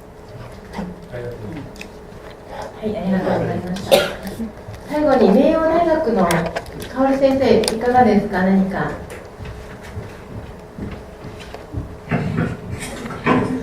どうも貴重な講演ありがとうございました。今聞きたいこと金城先生が聞いてくれたので、もう一つだけこう性格資質のところで仕事でもプライベートでも孤立しておりっていうのがあったんですが、こうそれを和らげるというか、日常的にこうすごくありがたかったサポートとかがあったら教えてほしいなと思います。はい、ありがとうございます。So she's from Mayo University, the university up north of this island, and with regards to the attributions that you talked about, personal attributes. At first you talked about confidence and how you are isolated, private, personally, and also at work. And she wants to know what kind of support you found very helpful in when you're isolated. If you have any examples from your experience. Yes, fantastic. So we use video conferencing a lot, and especially after traumatic events, or just to talk to each other, we use video conferencing so that we can see each other's face. But debriefing after an incident is vital, really, to just check in and track yourself for some burnout as well. ビデオ会議という手段があるので、外傷だったりとかそういうことが事故とかがあった時にブリーフィングをしたりすることができます。で、そのビデオ会議を使って、何か大きなことがなくてもただ話をしたりとか、そういうことができます。And sometimes we need to take the nurses off the island. Sometimes. If it's been a very traumatic or very stressful, we need to take them out of the community and fly them to Thursday Island. Thursday Island. Just to have a few days doing nothing and get face-to-face counselling. で、時には看護師にとって非常に精神的に難しいという状況になった時にはもう木曜島という大きな島に総合病院がある大きな島の方に飛行機で行ってもらってもう 2,3 日休憩をしてもらうとか、そういった対策も取っています。That's a really good question. And Friday morning, every Friday we have 1 hour all together on the phone. Everyone, if they're not in the middle of an emergency. で、毎週金曜日の朝にみんながその電話で会議できるようにしています。1時間のその電話の会議の時間を毎週金曜日の朝に設けています。And there's a 24-hour independent psychological support as well for the family, for the staff and families. For staff and family. So whose my family? husband, say if he wanted to talk about something, if he was involved in something. Something, then the independent support, is this like a telephone? Yeah. And they will ring you back. であとは24時間対応のかけれる電話番号というのもあるので、看護師だけじゃなくてスタッフの方とか看護師のご家族の家族の方とかも電話できるような24時間体制の電話というのもあります。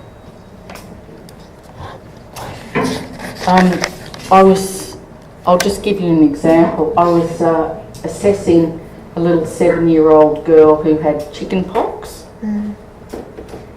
and I just burst into tears for no reason, and the grandmother thought, oh my goodness, the child must be seriously unwell, but I was actually at the start of burnout. What is burnout? Burnout is when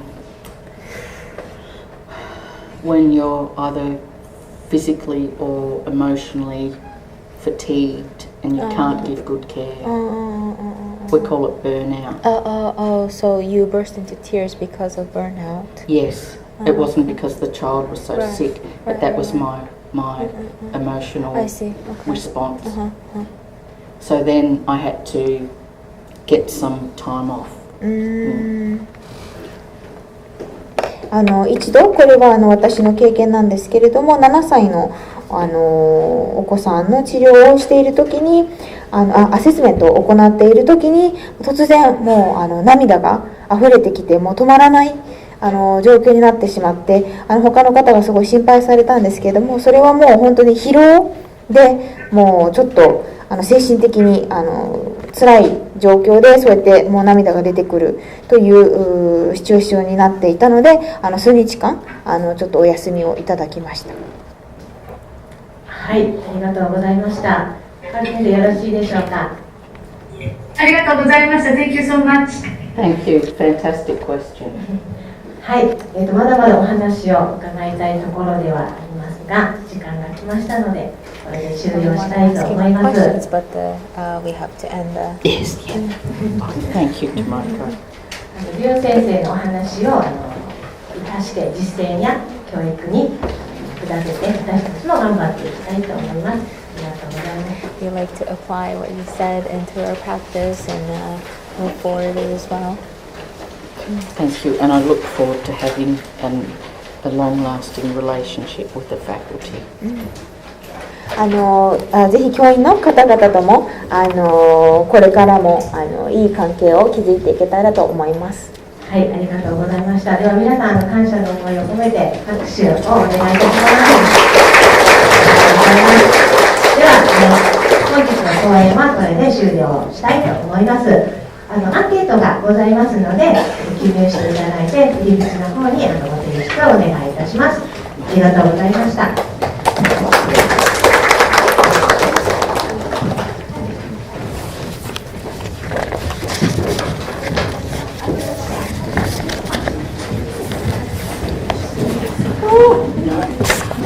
Thank you so much. How was that? Wonderful, excellent. Okay. Yeah. Okay. Thank you very much. We went over time, I think. And a lot of the clinical nurse came from the hospital. And some of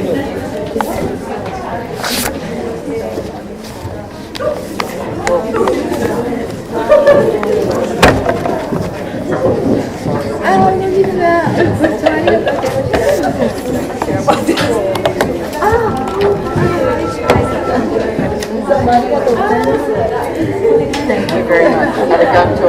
わかります。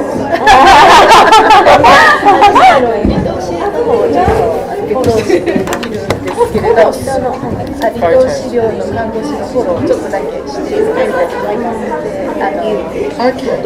ェブ会議をちょっと私もやってて、月1回なんですけど、月1回でいいのかどうかちょっと私も疑問で、月1回何をやったらウェブで会議、奨励会議をやってます。会議、ウェブの会議。